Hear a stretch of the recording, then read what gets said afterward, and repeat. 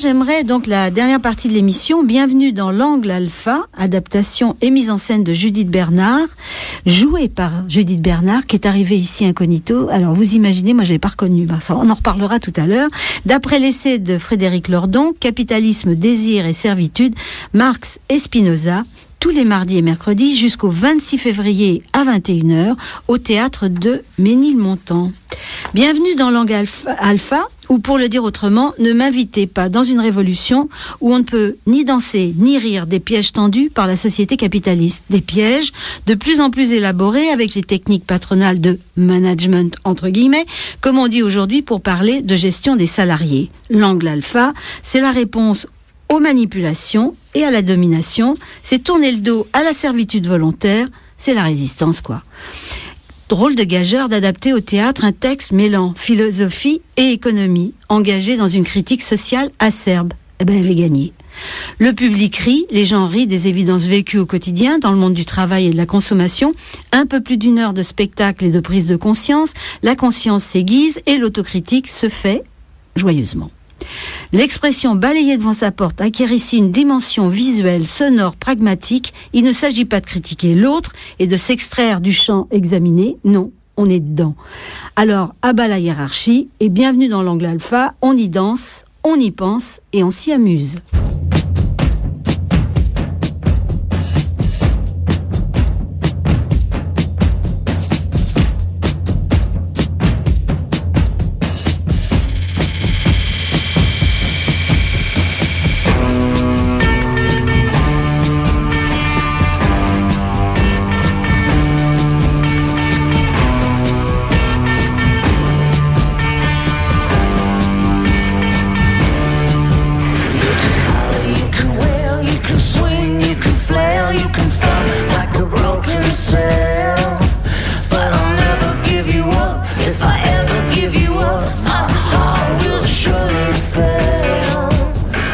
Alors c'est sur un petit bout de la musique des Kills, Future Starts Slow, on va dire ça. Moi, j'ai trouvé que ça allait bien avec ton spectacle, Judith. Bon, le futur il met du temps à démarrer, mais enfin ton spectacle quand même il aide un petit peu quand même à voir un petit peu plus clair dans tout ce qui se passe dans notre société capitaliste. Alors écoute, c'est la première fois que je vois des gens rire autant de pièges qu'ils sont en train de vivre au jour le jour, où ils sont complètement bernés, captés, tout ce que tu veux, et ils rigolent. Alors là, j'ai dit, ça c'est super, c'est un spectacle qui fait rire de soi-même, mais de manière intelligente et sans aucune ni agressivité, ni dévalorisation, simplement ça lève les petits lièvres. Comment t'as fait là? Comment? Ah bah si, écoute, il faut que tu nous dises tout, hein. Comment j'ai fait pour faire rire avec ce qui nous violente, parce que quand même c'est un spectacle qui raconte ce qui nous violente dans le monde du travail. C'est compliqué d'arriver à comprendre ça. En ayant moi-même peut-être une distance avec le texte, je m'autorise à rire de tout, y compris du texte que j'adapte. C'est-à-dire que, comme le texte de Frédéric Lordon est une invitation à ne jamais se laisser capturer entièrement par quelque désir-maître que ce soit, surtout ne jamais se laisser capturer, ne jamais se laisser asservir intégralement. Moi, il fallait aussi que je me laisse pas asservir intégralement par l'écriture même du texte. Donc, le meilleur moyen d'opposer une petite distance, c'était peut-être d'être un peu blagueuse avec le texte même. Et donc, quand je rentre dans ce rapport blagueur avec le texte, eh bien, j'ouvre une espèce d'espace de décontraction, de plaisir, dans lequel tout le monde peut commencer à rire aussi. C'était une manière de pas se laisser impressionner par le sérieux de la philosophie et la dureté de la critique sociale. C'est des choses hyper importantes, mais il s'agit pas de transmettre ça dans les passions tristes. Et pourquoi dramatiser? Tu veux dire pourquoi c'est pas la peine de dramatiser? Au contraire, il faut le dire en riant. Oui, c'est ça. C'est plus facile. L'ironie, c'est quand même une force. Et puis j'entendais dans dramatiser, pourquoi dramatiser, pourquoi théâtraliser, parce que le drame au départ c'est plutôt l'art de faire théâtre. Comme je voulais faire théâtre, c'est-à-dire me servir d'une forme sensible, sensorielle, qui va taper dans les affects des gens, de toute façon il fallait que j'aille chercher aussi du côté du plaisir et du rire. La meilleure manière de mobiliser les affects, c'est de les attraper par la joie. Donc, de tous les points de vue possibles, que ce soit dans mon rapport au texte ou dans mon rapport au public, je savais que la meilleure manière de transmettre ces concepts hyper précieux pour comprendre nos vies, la meilleure manière, c'était de les mettre sur une vague de plaisir et de rire. Ça ne veut pas dire qu'on se marre tout le temps non plus, hein. C'est pas de la grosse blague potage du début à la fin. Mais voilà, la transmission... Non, ça rien de potage, hein, absolument non, pas. Ouais, c'est pas que de la blague. Parce que quand même, ce qu'on dit là sont des choses extrêmement sérieuses et on porte une critique assez radicale de l'organisation du monde du travail et une invitation à la méditation sur soi-même assez exigeante. En fait, on porte des trucs très durs. Peut-être, en fait, justement parce que ce qu'on porte est très dur, il fallait peut-être avoir au moins l'élégance, la politesse de l'accompagner de passion joyeuse et du plaisir d'en sourire, voire d'en rire. Quand est-ce qu'on mange ? Ça, c'est la grande question. C'était hyper important de rappeler ça. Quand est-ce qu'on mange ? On est d'abord des corps qui avons besoin de se nourrir. Au fond, ça, c'est une... comment dire ? Une évidence qui m'est revenue au moment de la campagne présidentielle 2007, où tout le monde était là à vanter la valeur travail. Alors bon, à droite, on est un peu habitué à ce que la valeur travail soit érigée comme une espèce de principe moral et tout. Puis il y avait Ségolène Royal aussi, qui était là à dire que la valeur travail, c'est hyper important. Et moi, j'avais écrit un texte à l'époque sur un blog en disant, ouais, enfin, la valeur travail, c'est sympa, mais enfin, juste se souvenir, si on va tous bosser le matin, c'est parce qu'on a besoin de fric, parce qu'on a besoin de remplir le frigo, c'est tout. C'est d'abord bouffer. Après, qu'il y ait des possibilités d'épanouissement, de réalisation, qu'il y ait de la valeur dans le travail et tout, c'est fort possible, c'est souhaitable. Bon, mais de la valeur, produire de la richesse sociale, du lien, etc., on peut la trouver aussi en dehors du travail. Et ce qui nous colle au travail, c'est pas la valeur travail, c'est le salaire, c'est le besoin du salaire. On a besoin de croûter. Et Frédéric Lordon m'avait dit, ensuite, que ce texte que j'avais écrit sur le blog lui avait inspiré un chapitre du texte Capitalisme, désir et servitude. C'est-à-dire qu'en fait, cette interaction qu'il y a entre lui et moi, elle est plus ancienne que je ne croyais. Lui-même, en tant que théoricien des rapports de force capital-travail, après Marx, avec Spinoza et compagnie, lui-même, il a été rappelé à cette évidence par juste le cri de rage d'une petite travailleuse lambda qui dit « Arrêtez de nous embobiner la tronche avec votre valeur travail. On va au boulot parce qu'on a besoin de bouffer. » Voilà, il a intégré ça dans son écriture et moi, il fallait que je le restitue aussi sur mon plateau. Quand est-ce qu'on mange ? C'est la seule vraie question. Oui, tu dis aussi à un moment donné, moi j'ai pris, si tu veux, des petites phrases comme ça à la volée, puisque j'y suis allée donc mardi dernier où la salle était bourrée. Hein. Ouais, 250 spectateurs. Voilà. Et ce qui était formidable, c'était qu'il y avait des lycéens. Ouais, des scolaires. On n'avait pas été prévenus. C'est un prof qui a entendu une émission à la radio où j'étais interviewée avec Frédéric Lordon, qui a été absolument emballé par le mélange Marx, Spinoza, Lordon et avec du théâtre dedans. Et il a réussi à organiser une sortie scolaire en 3 jours. C'est dément. Il est venu avec 80 élèves qui ont adoré. Et ça, c'est ce qui peut arriver de plus beau à une compagnie de théâtre. Je le sais pour avoir moi-même, j'ai aussi une autre vie où j'ai été prof en lycée jadis. J'en ai emmené des lycéens au théâtre et j'ai si souvent été confrontée à cet écart immense, ce gouffre, cet abîme dans lequel on s'écroule parce qu'on a emmené des lycéens à qui on voudrait faire aimer le théâtre et en face la proposition théâtrale, elle est tellement refermée sur elle-même, autiste. C'est du théâtre pour théâtreux qui ne peut susciter que la haine du théâtre chez des jeunes qui s'en sentent immédiatement exclus. Donc j'ai tellement vécu cette souffrance-là en tant que prof, d'un échec de la rencontre entre les jeunes et le théâtre, que là, quand on balance un propos pareil, qui en plus est exigeant intellectuellement, qui est quand même assez sophistiqué, c'est des concepts de philo, tout ça, et d'entendre les lycéens après, parce que j'avais un acteur dans le hall après qui est allé entendre un peu les lycéens qui lui ont fait des retours plus qu'enthousiastes. C'est ce qui peut nous arriver de plus beau. Puis ils ont réagi dans la salle. Hein. Ouais, ils se marraient bien. Ah ouais, ils ont trouvé ça super. Il y avait des, même à un moment donné, il y avait des chut, parce que ils étaient pris complètement dans le truc. Et donc, si tu veux, il y avait vraiment quelque chose qui s'est passé. Alors moi, je dois dire que j'étais tellement captivée par le texte et aussi par tous les gestes qu'il y a. Parce qu'on va revenir à ça, parce qu'il y a une danseuse extraordinaire sur la scène qui apporte quelque chose, une touche vraiment extrêmement originale à ce spectacle. Eh ben, écoute. J'ai l'impression que tu es transfigurée parce que tu es sur scène et quand tu es arrivée dans le studio, je t'ai pas reconnue. Les bras m'en tombent. Je ne comprends pas trop bas, j'espère. Hein. Non, écoute, ça va. Là, tu travailles à mardi. Accroché aux épaules et j'en ai effectivement besoin pour manipuler mon échelle mardi et mercredi prochain. Les bras m'en tombent en même temps. Ça aussi, c'est un beau compliment. Ça veut dire qu'il y a une transfiguration sur le plateau, que je suis traversée, comme tous mes acteurs, par la puissance du spectacle qui m'emmène dans une dimension qui ressemble pas tellement apparemment à la réalité où tu me vois là en vrai devant toi. Tout à fait. Pourtant, moi, en plateau, je me sens incroyablement moi-même, puisque on porte un spectacle qui, à tous, nous parle complètement.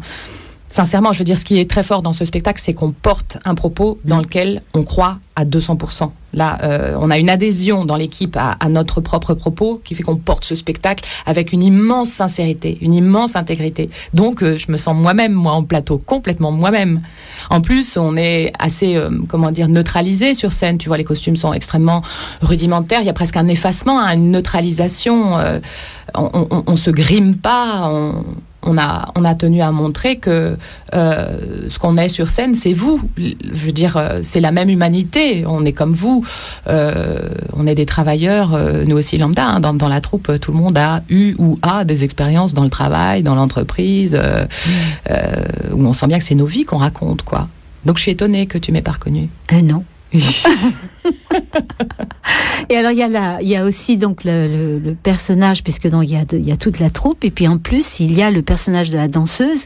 Alors moi j'ai trouvé que c'est une idée absolument fabuleuse d'avoir mis cette personne qui en fait symbolise, pour moi elle a été un peu comme un fil rouge tout au long du spectacle, parce qu'en même temps elle symbolise le fait de se désinhiber, d'être vraiment celle qui est libre, puisqu'elle bouge dans tous les sens avec énormément de grâce, mais là on s'en fout à la limite, c'est-à-dire d'un seul coup on sent que la personne est habitée par une idée, elle s'exprime pas par le corps, pas du tout évidemment par la parole, mais par le corps, et donc elle mime certaines choses qui sont très fortes, qui sont et de la domination et de la délivrance. Moi, je l'ai perçu comme ça. C'est ce que tu as voulu ?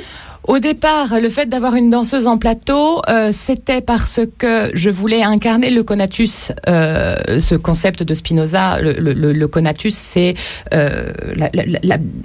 c'est toujours très difficile à redéfinir.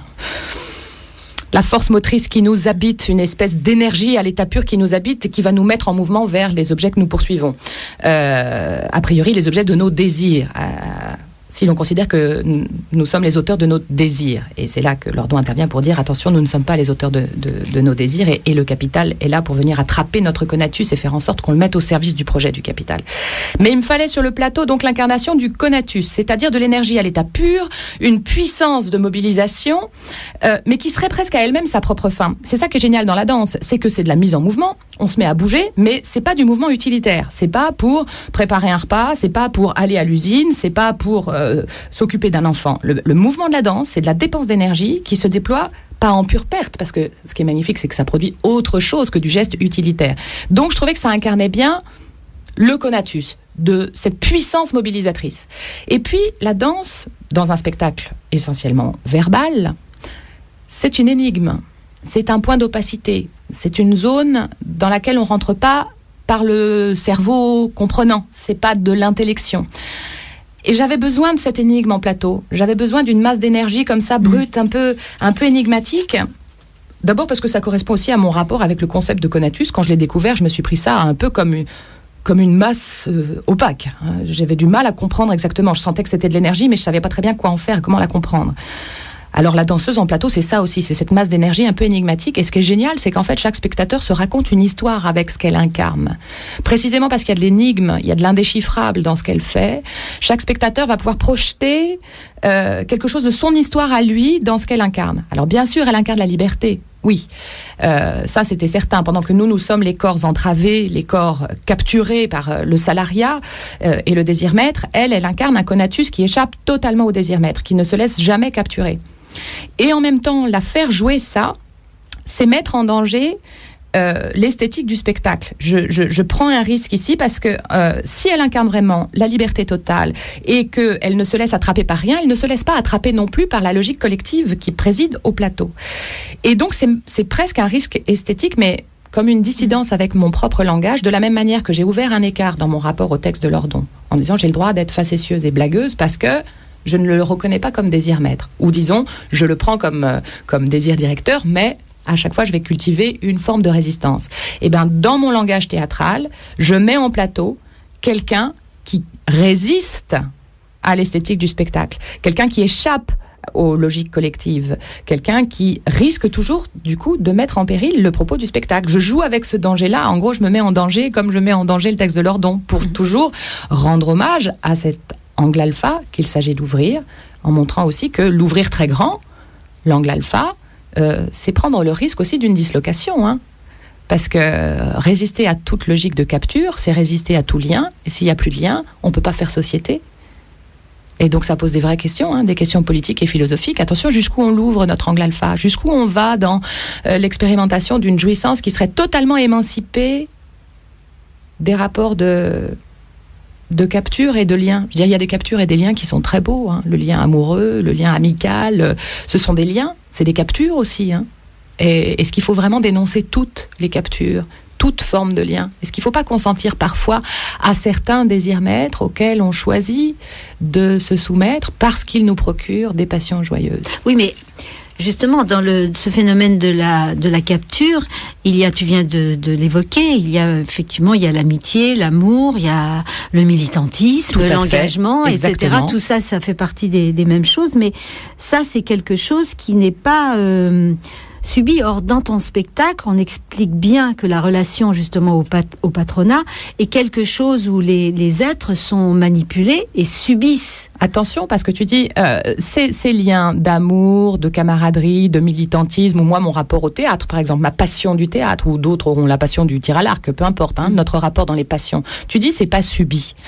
Mais si tu rentres en philosophie spinoziste, Spinoza dit ça, hein, en réalité, si bien sûr tu subis tes passions. Tu subis tes passions. Je veux dire, tu n'as pas la main sur ça. Je suis trop pragmatique, je ne vais pas arriver à avaler ça. Bah écoute, non mais si, tu l'entends très bien quand tu entends tomber amoureux. Ça veut dire tomber. Ah oui, mais attends, qui a choisi cette expression ? Bah je sais pas. Ah bah non, moi je tombe pas, hein. Je m'élève, hein. Mais non, mais je veux dire, moi par exemple, ma passion du théâtre qui m'attrape complètement, à laquelle je donne tellement d'heures d'énergie, d'obsession, qui m'empêche de dormir, je la subis. Passion, patio, c'est je subis, hein, au départ, je subis. Spinoza nous rappelle ça, nous ne sommes pas les maîtres de nos passions, nous sommes assujettis à nos désirs, nous sommes complètement mobilisés sans l'avoir vraiment décidé. Oui, mais alors attends, quelle est la différence entre désir et pulsion ? Ah bah alors on va avoir assez de temps, on va partir vers Freud et Lacan, alors que chez Spinoza, c'est plutôt la question, c'est quoi la différence entre le conatus et la pulsion? Tu vois, je pose la question dans le spectacle. Ça, c'est moi qui pose cette question-là, parce que oui. Je me demande au fond, oui, pourquoi Lordon reprend le concept de conatus, cette énergie mobilisatrice qui nous anime et nous propulse comme ça vers les objets qu'on désire. Pourquoi il dit pas pulsion? Alors, je crois que la réponse, c'est parce que la pulsion, c'est hyper subjectif, c'est lié à l'hypothèse de la subjectivité. Spinoza ne croit pas dans la subjectivité. Pour Spinoza, on n'est pas des êtres de libre arbitre. On est complètement déterminés, traversés par des déterminations, c'est des forces qui nous dépassent, qui créent des affects en nous. Et ces affects nous poussent à l'action. Et moi, je ne sais pas d'où ça me vient, par exemple, ma passion du théâtre, ou d'où ça me vient ma passion amoureuse pour un tel ou pour un tel. Je ne sais pas d'où ça me vient, mais ça agit en moi sans que mon libre arbitre puisse avoir la main là-dessus. Et donc, même dans nos passions joyeuses, même dans ce qu'on développe, tout ce qu'on cultive, tu vois, le militantisme, l'engagement, etc., en réalité, on est déterminé par des affections qu'on a reçues de l'extérieur. Alors c'est là que ça devient hyper compliqué, mais c'est pour ça que le texte de Lordon est passionnant et le spectacle, j'espère aussi. C'est quoi la différence du coup entre les choses qu'on subit des passions qui nous animent et les choses qu'on subit qui nous poussent vers le travail? C'est quoi la différence? Est-ce que, puisque le travail est capable de procurer des affects joyeux aussi? En fait, rarement. Alors, en fait, ça dépend des postes, évidemment, et des tempéraments. Évidemment, si tu parles du théâtre, oui, bien sûr. Ouais. Alors moi, c'est vrai que j'ai tendance, du coup, j'appelle pas ça travail. Hein. Quand je fais du théâtre, j'appelle ça œuvrer. Exactement. Voilà, exactement. Et on n'arrête pas de s'interroger sur ce mot travail, parce que je vois... On reproche parfois à Lordon d'utiliser le mot travail, de dénoncer le travail, au fond, mais parce qu'il hérite du lexique de Marx, il reprend le lexique de Marx, alors qu'il y a quelqu'un comme Bernard Friot, par exemple, qui dit « Attends, le travail, c'est super, c'est la richesse anthropologique de l'humanité, le travail, c'est ce par quoi l'humain s'épanouit, se réalise. » Mais en fait, lui, Friot, il oppose travail à emploi. Ce qui est nul, c'est l'emploi, c'est-à-dire qu'on capture ton énergie au service d'une économie complètement délirante qui cherche à générer du profit pour le profit, etc. Donc on capture ta puissance de travail, qui est une vertu, qui est la plus belle dignité humaine qui soit, et on la capture au profit du capital. Alors Lordon, lui, il emploie pas le mot emploi, alors qu'au fond, ce qu'il dénonce dans son texte, c'est l'emploi, c'est-à-dire la capture de notre puissance de travail, belle énergie, dans des logiques qui ne cherchent pas à produire du sens, de l'émancipation, de l'épanouissement, etc., mais qui cherchent juste à produire du profit pour le capital. Exactement. Et donc, si tu veux, là où la créativité n'existe plus, où elle sera freinée quelque part, n'importe comment. Ou, disons, elle est mimée, la créativité. Ouais. Il y a quand même dans certaines entreprises des postes où on mime des espaces de créativité. Il y a des créatifs dans les entreprises. Mais alors les créatifs, si tu parles de la pub, tu vois, on peut en parler longtemps. On peut en parler longtemps. Et tu vois, mais on mime quand même. On mime la créativité parce que le management néolibéral a très bien compris qu'il fallait laisser croire aux travailleurs qu'il était dans un espace de réalisation de lui-même et qu'on mobilisait sa créativité. Il faut faire croire aux travailleurs que ce qu'il apporte dans l'entreprise, c'est précisément quelque chose qui vient de lui-même, qui va l'épanouir, le grandir, et qu'on se sert de sa richesse créative. Mais une créativité qui, en réalité, est totalement dévoyée au profit de tout simplement augmenter les profits de l'entreprise, on ne peut pas appeler ça de la créativité. Non, c'est de l'asservissement. Exactement, c'est de l'asservissement. Et donc, alors, vous pouvez imaginer, là, ça fait un moment qu'on en parle, mais le spectacle, là, on n'en est qu'au début. Non, j'ai dit plein de trucs. Oui, t'as été un peu, oui, mais quand même. On était censé le raconter dans l'ordre du déroulé du spectacle. Impossible. Je vais pas t'asservir, ne t'inquiète pas. Je ne me laisserai pas enrôler par ton désir maître. Non, on était parti de la danse, parce que moi j'ai trouvé que c'était une idée absolument fabuleuse d'utiliser justement cette danseuse qui elle ne parle pas, mais qui justement mime, puisque tu as employé à plusieurs reprises ce terme, qui mime la liberté. Alors tu as dit c'est intéressant parce qu'en fait chaque spectateur ou spectatrice va projeter quelque chose. Moi j'ai projeté dans les mouvements qu'elle fait, dans la gestuelle et comme quand elle bouge sur scène. Moi j'ai projeté des fantasmes. Parce que si tu veux, mais des fantasmes qui étaient des positifs ou pas forcément positif, c'est-à-dire comment ça peut devenir, comment on peut aller jusqu'où peut aller l'assujettissement, jusqu'où peut aller l'asservissement. Et je trouvais quand elle se casse, quand son corps se casse, ça dit exactement, si tu veux, jusqu'où ça peut aller. À quel moment son corps se casse? Je crois que c'est au milieu du spectacle. Moi, j'ai senti qu'elle se cassait en deux. Elle part en arrière. C'est moi, ça. C'est toi? C'est dingue. Alors vous êtes vraiment jumelles. C'est moi, oui bien sûr. On danse un duo toutes les deux à un moment et je joue de la gémellité puisque donc elle et moi nous sommes plutôt deux grandes saucisses avec une grosse masse de cheveux et donc ça, on se ressemble un petit peu et il y a un moment où on danse un duo où en effet. Oui, ça c'est à la moitié. Tu as raison. Voilà, c'est la moitié. Et vous n'êtes pas plein pot. Vous êtes un petit peu à un moment donné, vous êtes un petit peu dans le fond de la scène.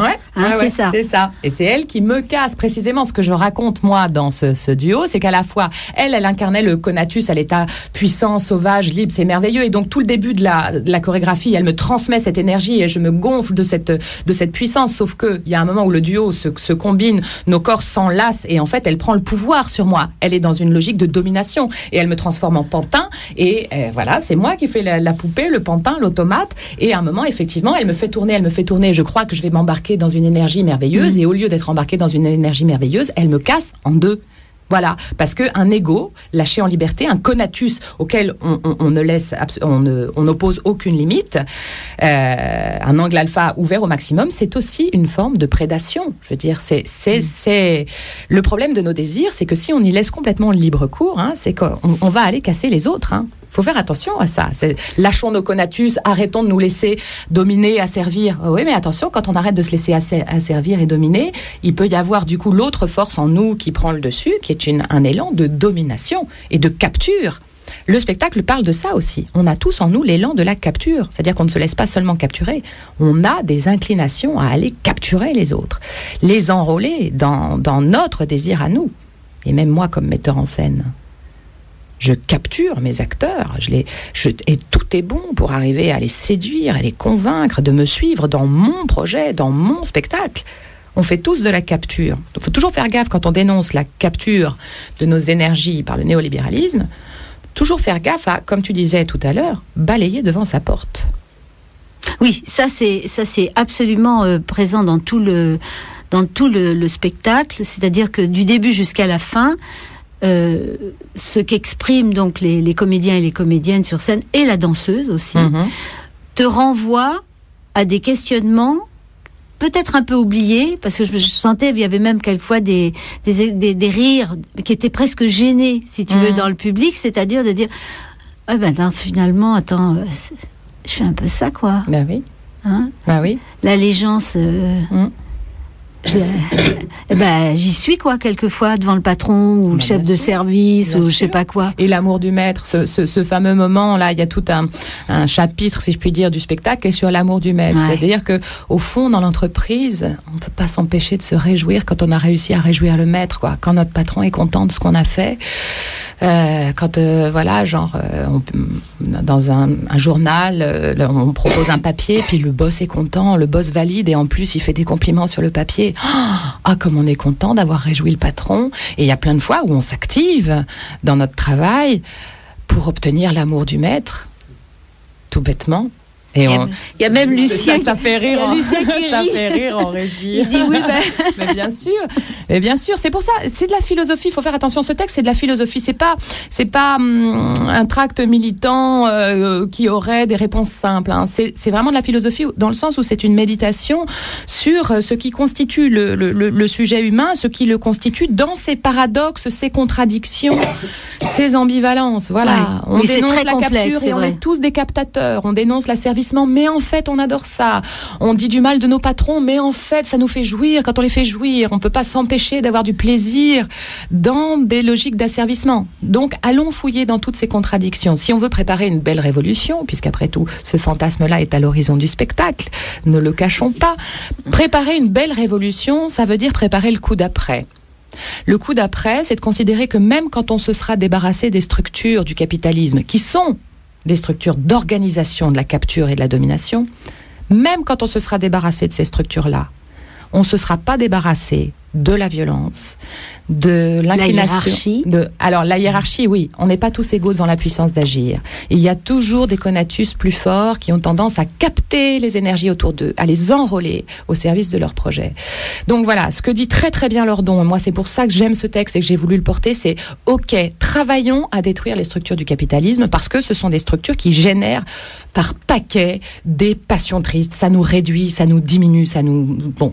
OK, débarrassons-nous des structures du capitalisme, mais attention, préparons le coup d'après en ayant bien conscience que toute la violence n'est pas dans le capitalisme.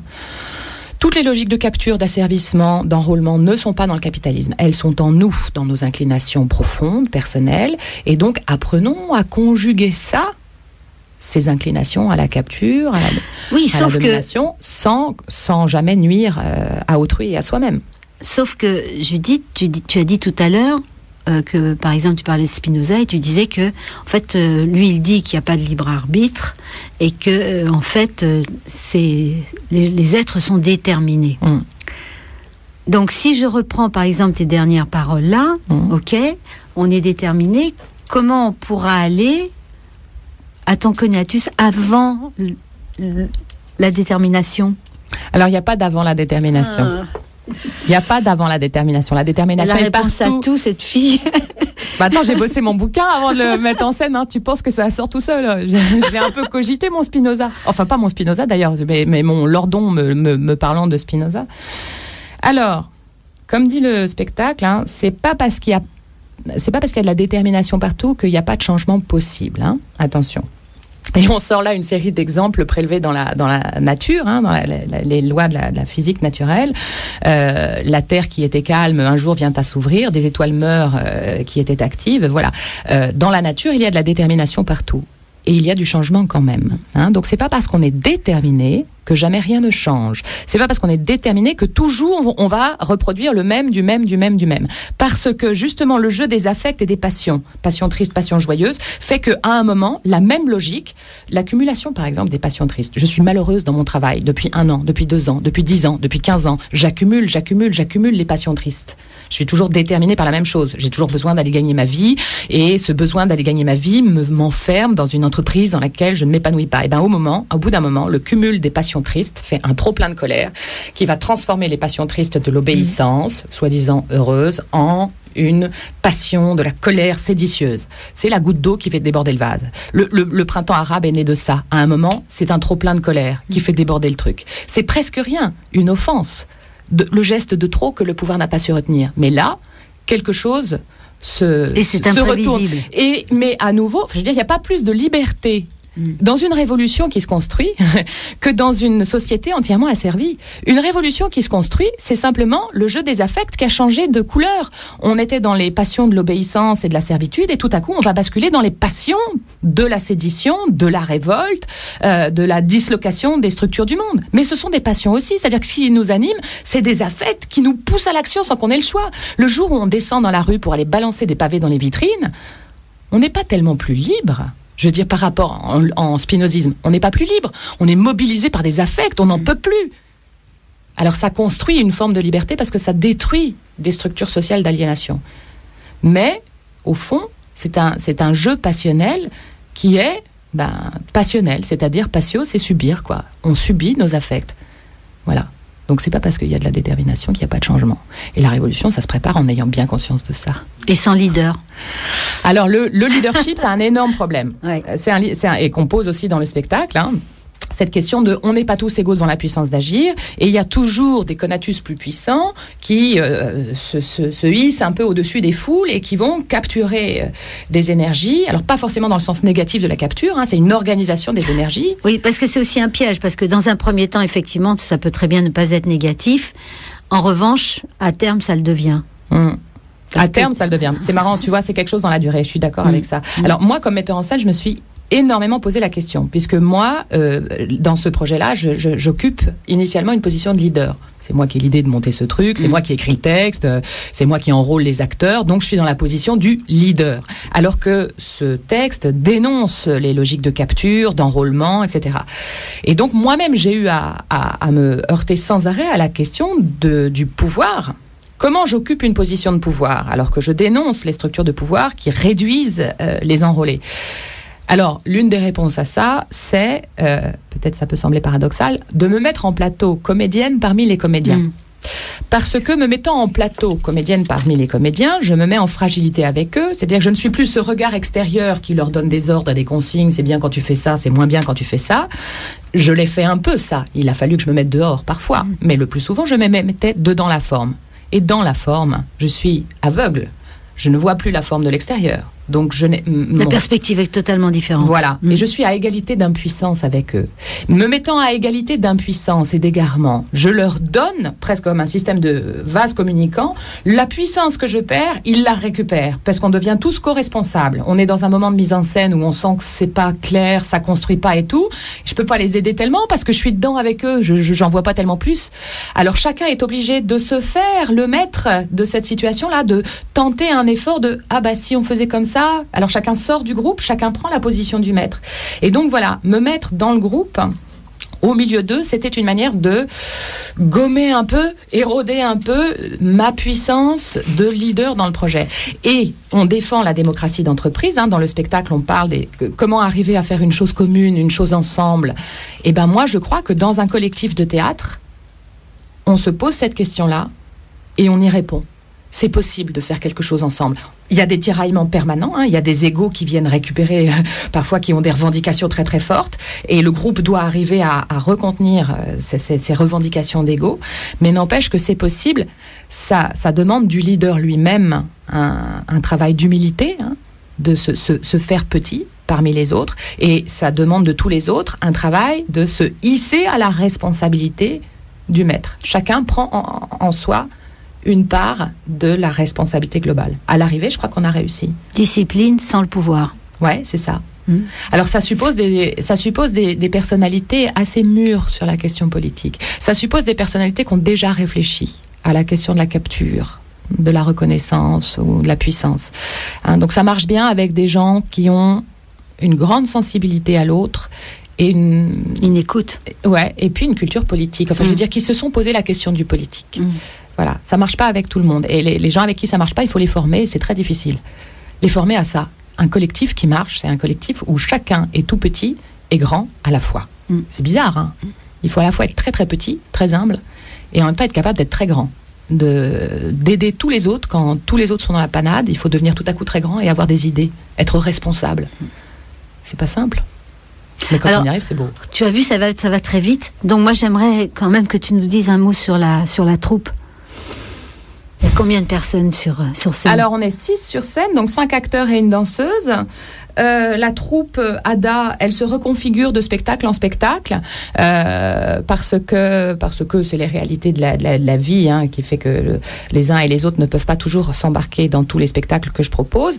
Et d'ailleurs, il faut préciser que sur Bienvenue dans l'Angle Alpha, nous avons eu au départ du projet quelques départs parce que le projet faisait très peur. Quelques départs et donc quelques recrues. Il y a sur scène au moins un nouvel acteur qui n'était pas dans les spectacles précédents, et la danseuse n'était pas dans les spectacles précédents. Donc il y a à la fois de la stabilité dans le groupe et du renouvellement. Et puis que dire de ce groupe-là, sinon que c'est la plus belle expérience qui soit de faire l'expérience du travail collectif. On a vraiment fait une création collective et ça nous procure une jouissance dingue de porter en acte dans la manière qu'on a de travailler devant le public. On incarne ce qu'on dit. C'est vrai que ça se ressent énormément. Alors il y a une chose aussi que moi j'ai trouvé remarquable, c'est le décor est hyper nu. Certes. C'est une boîte noire avec une échelle rouge. C'est ça. Vous verrez, vous pensez au symbole, rouge et noir, c'est quand même pas mal. Ouais. Mais bon, ça c'est autre chose. Et donc cette échelle, on en joue parce qu'elle devient le symbole justement de s'échapper, mais aussi d'être enfermé de beaucoup de choses. Et les corps expriment aussi énormément de choses, à part la danseuse. Les autres, il y a aussi, c'est très incarné. ils se retrouvent la tête en bas. Ouais. Enfin bon, il y a des tas de choses qui se passent.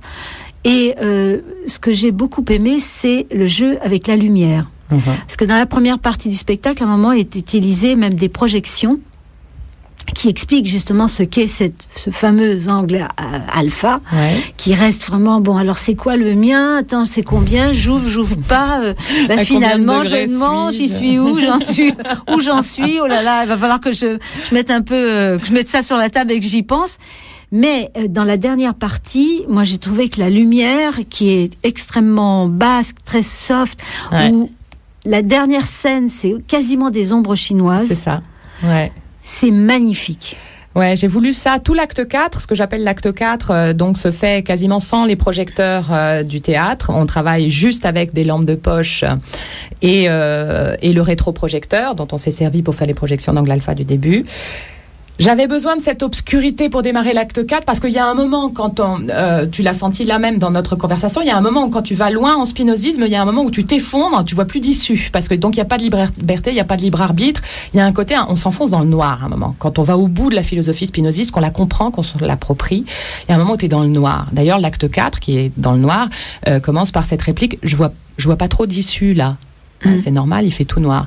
Et c'est aussi l'effet que peut faire la philosophie, l'abstraction. Tu veux, il y a un moment, à force d'être dans la philosophie et l'abstraction, au fond, tu vois plus tellement les structures du réel. Cette manière de basculer le spectacle au noir, c'est une manière de montrer que là, maintenant, on est monté à un tel niveau de pensée philosophique qu'à la fois, on peut considérer que c'est désespérant, ou bien que c'est